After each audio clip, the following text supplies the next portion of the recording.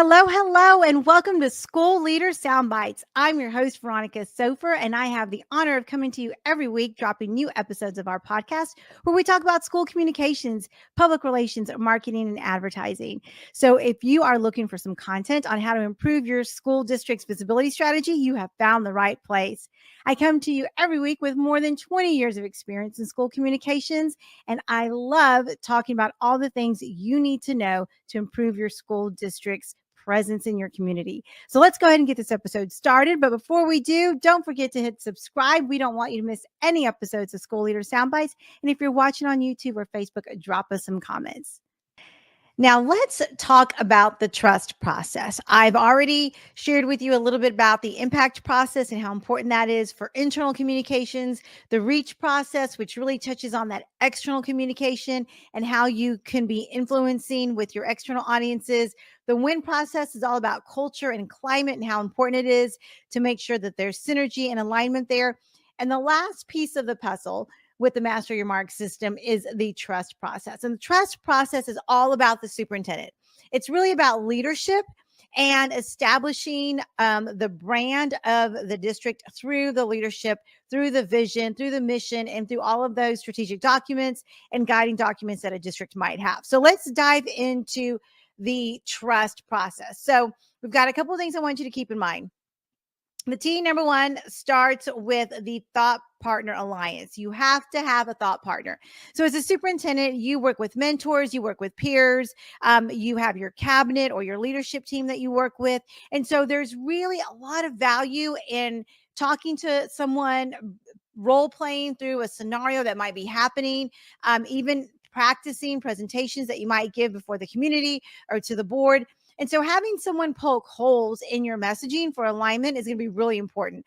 Making sure that someone is prompting you and playing devil's advocate and getting you as a leader pushed right over to the other side to argue a point one way or the other. So making sure you're having those really robust conversations as a superintendent is going to help you be prepared for your talking points to make sure that you're on message and you are saying what it is you want to say in the way that it needs to be told to various groups. So having a thought partner is going to be really important.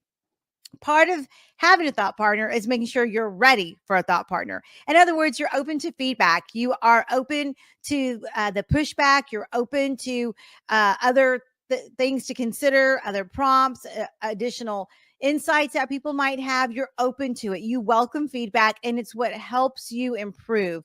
So part of it is making sure that you're ready for it, because sometimes it comes fast and furious. And if there's any hesitation on your part, or you don't feel like you're open to that, then finding the right balance until you are ready for that. But I will tell you that the best leaders are those who are open to feedback and who are willing to admit that they may not have all of the answers.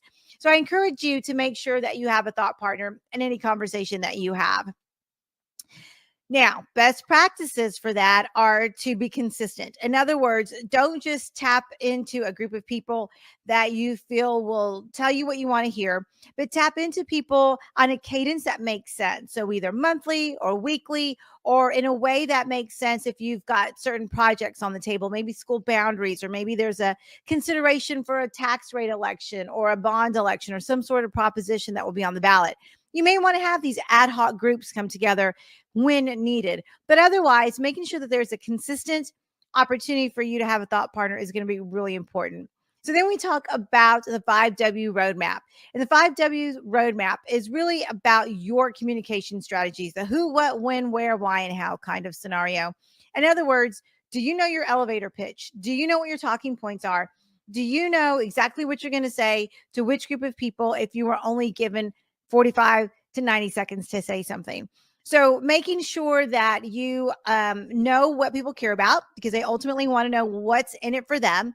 And two, that you're prepared with confidence on the 2 or 3 things that you can say about your district or the initiative that you're working on that's going to make the most difference for your community. So having a roadmap for your communication is going to be important. Superintendents, as you are onboarding new leaders into your system, remember that we can all use a thought partner, especially as we are onboarding into a new district or into a new role. Having a thought partner there to just bounce ideas off of and get some one on one coaching is crucial to optimizing your leader, especially as we deal with budget crunches and polarizing narratives in our community. If you want to learn more about our Thought Partner Alliance, then make sure you click the link below to give your team that extra support they need with the Thought Partner Alliance. And then unique, that's the you. Have a personal brand. You need to establish your mark. You need to marry your professional brand with your personal brand. You need to be able to show up for your community and your district in your unique way that shows your authenticity. Don't try to be somebody you're not. If you are someone who is passionate and who loves to be out in the community, celebrate that. But if you're not and you're not super comfortable, find the right balance that works for you. If you try to be somebody you're not, it will definitely show up. But your brand is your promise. So you want to marry your personal brand with your professional brand and really establish who you are for the district. Now, a little tip for my superintendent friends. Most of my superintendent friends will not just stay at one district throughout their career, stay at one district throughout their career. They might go to a couple of different districts. But here's the thing, your brand follows you. So your brand needs to be you first and foremost and not your district. So if you have a palette of colors that you feel strongly about, that really speak to who you are, that illustrate your personality and that illustrate your values, use those colors.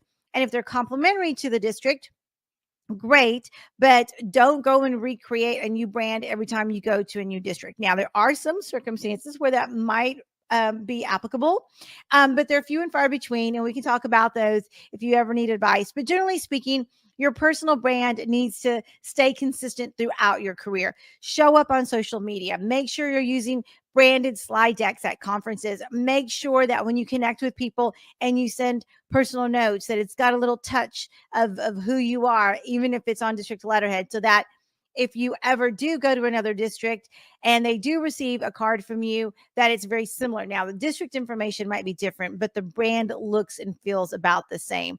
So every superintendent needs to have a unique brand that, again, highlights their values and marries what's happening in the district what's happening with you personally. So your digital footprint matters. Remember that it's always there. So don't be afraid of it. Harness it, bring it in, and post what you're comfortable posting in a way that really speaks to who you are. Now that takes me to the S in the trust process, and that's secure your message. Basically, you have to own your own expertise. You are the area expert, and you have to establish yourself that way. That means having a stable story, stability in your brand, being consistent, talking about the things that you're passionate about. Maybe you're passionate about early childhood. Maybe you're passionate about math and science. Maybe you're passionate about career technology. Whatever that is, and it can be several things, tie them all together and make sure that throughout the course of your career, especially if you matriculated up from maybe a principalship to assistant superintendent to ultimately superintendent, that you have grown and elevated the conversation, because people will go back to what you've written. They'll go back to interviews that you may have done with the media or with education related journals, and they're going to want to see that consistency. So make sure that when you secure your mark, you're doing it with a consistent brand that really speaks to who you are. And you don't go back and forth on topics. You don't change who you are. Now, some of your opinions might change, and that's okay, because we have new research that comes out all the time. Or you might be going from one community to another where those values aren't the same as they were in your previous district, or maybe a topic is completely controversial in one of your communities, but not the other. So there is definitely an opportunity for some transition and growth, but flip-flopping back and forth won't always help. So be very mindful of that, especially when we're talking about some political issues. Now, I will tell you that I have superintendents who are very engaged at the state and national level with regard to school funding or things that might be happening at your state capital. Speak your mind and make sure that you're representing your district first and foremost aligned to your legislative priorities. Don't deviate from those district priorities, because what you don't want to do is confuse the constituency that your district is supporting and you don't want to maybe have opportunities for conflict inside of that. Now, I'm always very mindful to tell people that you have to speak your truth.